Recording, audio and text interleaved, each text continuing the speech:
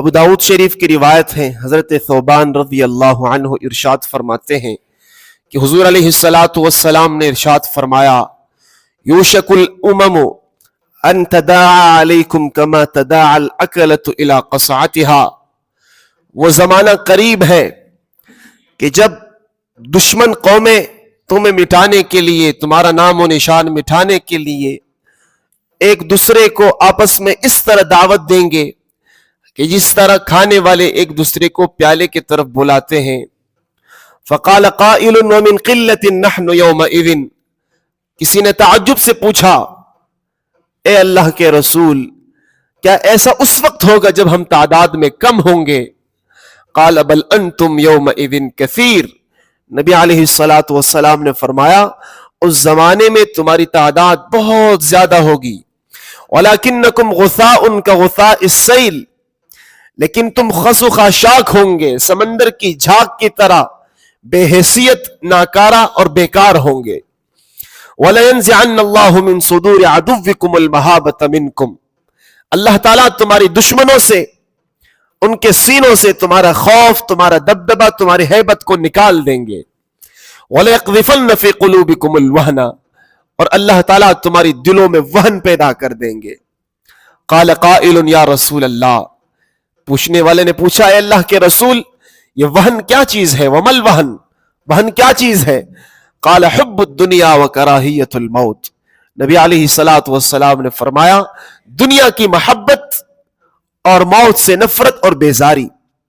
دوستو، اس میں کسی کا کوئی اختلاف نہیں، ساری دنیا کے انسان اس بات پر متفق ہے کہ جس زمانے میں حضرات صحابہ موجود تھے، وہ جہاں جاتے کامیابیاں ان کی مقدس قدموں کو چومتی، جہاں جاتے لوگ ان کی ایمانداری دیکھ کر، ان کا تقوی دیکھ کر، ان کی فکر آخرت کو دیکھ کر کلمہ پڑھتے اسلام میں داخل ہو جاتے، ان کے روحانی باہر کے اچھے صفات دیکھ کر ان جیسے بننے کی کوشش کرتے۔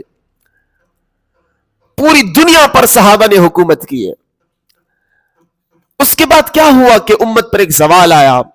وہ کیا چیز تھی صحابہ کے پاس جس کی وجہ سے انہوں نے ساری دنیا پر حکمرانی کی اور حکومت کی؟ کیا وہ طاقت تھی؟ بالکل بھی نہیں۔ کیا ان کے پاس ڈالر پیسے تھے؟ بالکل بھی نہیں۔ ان کے پاس ایمان تھا، ایمانداری تھی، خوف آخرت تھا، اللہ کا ڈر تھا، نبی صلی اللہ علیہ وسلم کے طریقوں پر چلتے تھے، تو اللہ نے بر و بحر پر ان کو حکومت عطا کی۔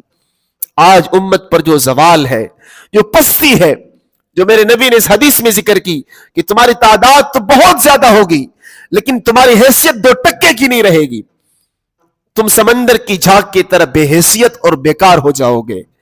آج آپ دیکھیے کہ پوری دنیا کی طاقتیں مسلمانوں کے خلاف لگ چکی ہے، مسلمانوں سے ان کی تہذیب چھین رہی ہے، مسلمانوں سے ان کا اسلام چھین رہا ہے، مسلمانوں سے ان کا قرآن، ان کا مسجد، ان کی ثقافت چھین رہی ہے، لیکن مسلمان خواب غفلت میں مبتلا ہے، سو رہے ہیں اور دنیا میں ایسے مگن ہو چکے ہیں کہ انہیں آخرت کی کوئی فکر نہیں رہی ہے۔ بس پیسہ آنا چاہیے، وہ حلال طریقے سے ہو تب بھی ٹھیک، حرام طریقے سے ہو تب بھی ٹھیک، آخرت کی فکر ختم ہو چکی ہے۔ تو اس لیے آج ہماری تعداد کروڑوں میں ہے لیکن ہم پر زوال ہے، ہم پر پستی ہے۔ ہر جگہ مسلمانوں کو آج شہید کیا جا رہا ہے، ہر جگہ مسلمانوں کو آج مارا جا رہا ہے۔ مسلمانوں کی وہ ہیبت، وہ دبدبہ، وہ خوف، وہ رعب، وہ راج جو پوری دنیا پر وہ ایک زمانے میں کیا کرتے تھے، آج وہ خواب بن چکا ہے۔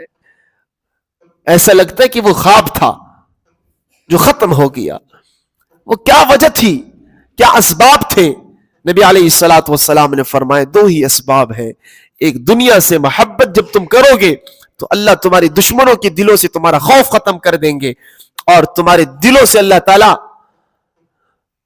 دشمنوں کی جو عظمت ہے، ان کا خوف ہے، تمہارے دلوں میں بٹھا دیں گے۔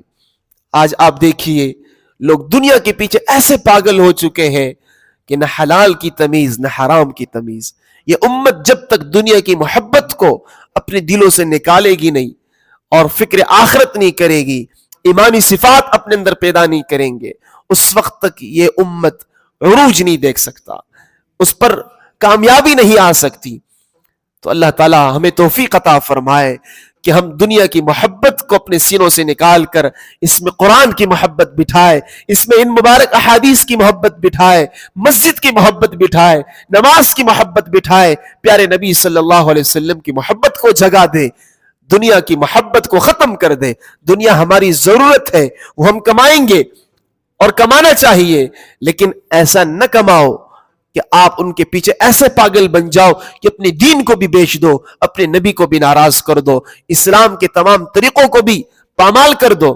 ایسا نہ ہو اور موت آپ کے سامنے ہو، آپ کو 24 گھنٹے یہ یاد ہو کہ اب معلوم نہیں کس لمحے کس وقت میں اللہ کے پاس جاؤں، کس وقت مجھے موت آ جائے۔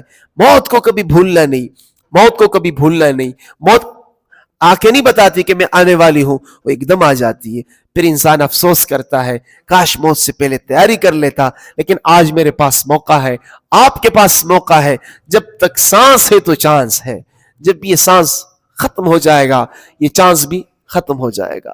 اللہ تعالیٰ ہم سب کو آخرت کی فکر نصیب فرمائے، دنیا کی محبت، دنیا کا عشق اللہ تعالیٰ ہمارے سینوں سے نکال دے۔ ربنا اننا ظلمنا